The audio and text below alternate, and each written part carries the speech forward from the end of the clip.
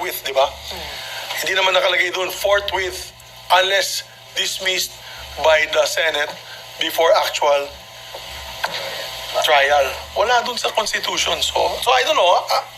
I'm not a lawyer, as you all know, but in my lengthy member as a legislator who has seen both of these impeachment exercises, I think we have to follow through. And then we do a vote. Huwag na kayo matakot. Kung pro-Sara kayo, di bumoto kayo.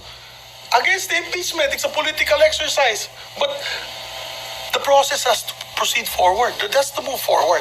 So now, that's not my position. Kaya, I want to put that on record. No? Whether I'm pro-Sara or not, I cannot, I have to listen to the evidence that will be presented by them.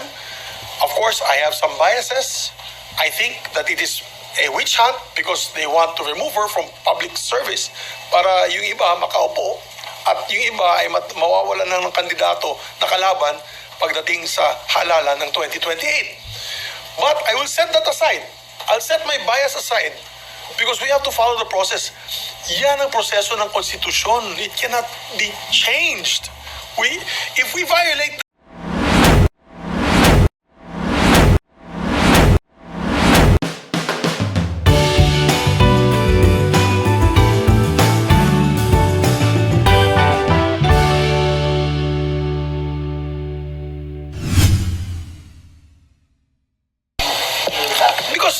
remanding is just trying to get an answer from them on the issue on constitutionality. You have to remember that I came out on the floor and I said that as far as I'm concerned, hanggang 19th Congress lang ito. Hindi lalabas to ng 20th Congress. Kailangan gawin ulit. That was my position. Now, kailangan gawin ulit, kailangan mag-impeach sila ulit sa House. Yeah, because just like legislation, just like committee resolutions and committee reports, at the end of the Congress, tapos na yan. That's my personal position. That's not my legal position. That's my personal position. Whether that is right or not, it's like Tolentino, Senator Tolentino, the majority floor leader, that was his position. So, personal position, kung magkakabotohan, yun ang boto mo. no, but I'm also in favor of following the process. Do you understand? I would not have dismissed it outright. Alam mo yung remanding na yan, sa totoo lang, ang balita sa akin, hindi naman remanding ang pinag-usapan dyan, dismissal yun eh. Kaya nag-away nga si Sen Joel at si Sen Robin. Nabibinig ko si Sen Robin, napakinggan ko. Hindi, wala sa usapan yan eh. Diba? So wala sa usapan. So, ibig sabihin, siguro may pinag-usapan sila. Alam niyo naman, ako, tsaka si Senator Lawrence, tsaka si Senator Binay, kami po ay grupong slap soil. Ano yung slap soil? Di ba? Hampas lupa. At pagkatapos naging na kami, dead hungry. Di ba? Patay gutom. Kaya, out of the loop kami. So, dapat na-dismiss na doon. Yun ang usapan. well, I don't know. That was the chismis. Then, of course, and that's why there was a tension there because the group of Senator Bato really was pushing for dismissal. Now, if you ask me, as I mentioned earlier, as a member of then the Spice Boys in the 11th Congress, we were the ones who gathered the signatures of the impeachment of then President Estrada. We were able to convince then Speaker of the House, Manuel Villar, to read it during the prayer. Kasi alam namin magkakagulo because they still had the majority of members that were against the impeachment of the former president. So nangyari dun, bakbakan, di ba, dinala sa Senado. What did the Senate do? The Senate could have dismissed it at that time and say that was not the proper procedure because there was no motion made on the floor. You read it as a prayer. But did the Senate dismiss it? No, they did not. They heard it. My point is, it's not about my personal opinion if she is guilty or not, the Vice President. Kasi ako, alam mo naman, taga Mindanao ako. Yung tatay ko hindi pumirma sa impeachment as former congressman. And we became heroes for it in Bukidnon. Talagang sa Bukidnon, 99% ng tao dun pro-Sara. So ang punto ko it's not about my personal anymore. It's not about my personal opinion or my personal vote on the matter or my personal feeling.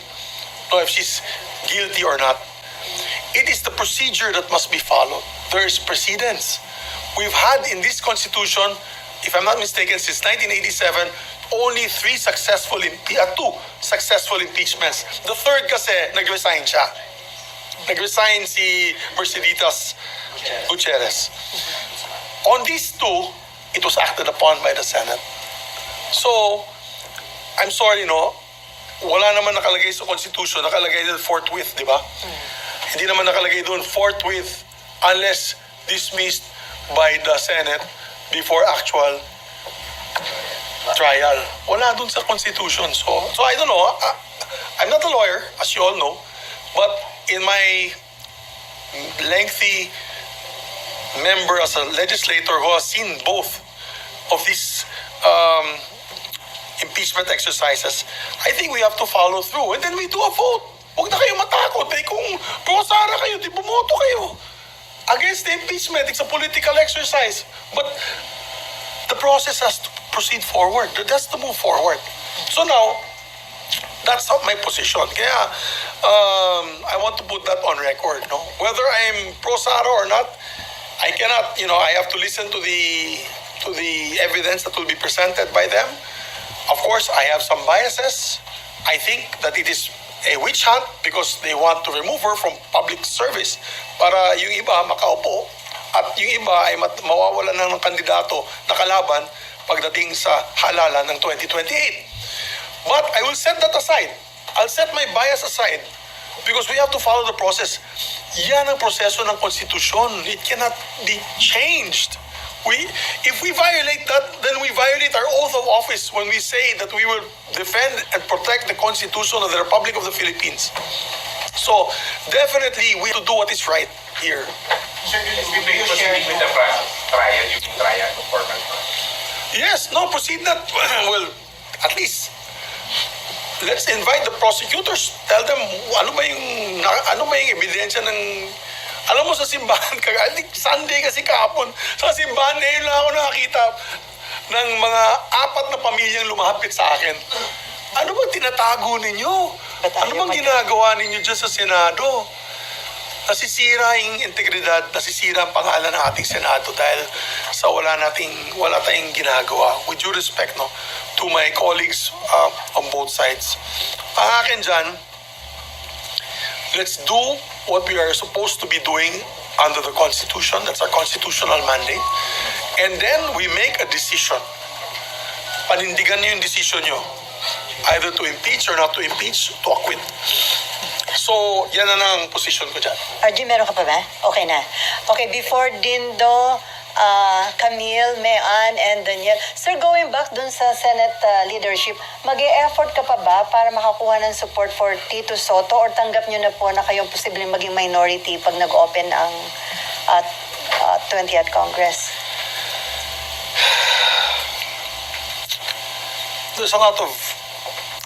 I have a lot of privileged information. Yung mga kumakausap na sa akin na ganito, hindi magandang pakinggan. Kaya hindi ko na lang babanggitin. What are the reasons why they don't want Tito Sen? Why they don't want Ping Lacson? Masyadong stricto, masyadong kaya mahirap ng magsalita kasi ayaw ko naman maipit yung mga nagkukwento sa akin ito. It's more of accommodation. I think many of them were given the best committees that this Senate can be offered. Obviously, our selling point with our group is to be able to repair the image of the Senate. And therefore, we want to make it more transparent, especially dealing with the budget. We want to give the committees to those who are rightfully deserving because of their qualifications. Maybe it's not saleable. It's not saleable to the members of this new 20th Congress. Tanggap namin.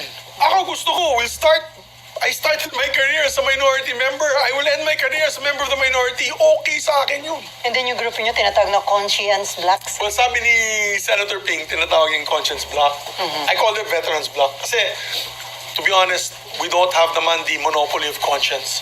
Diba? I have members like Congressman Marcoleta or Senator Marcoleta, may conscience din naman yun. So ayoko naman,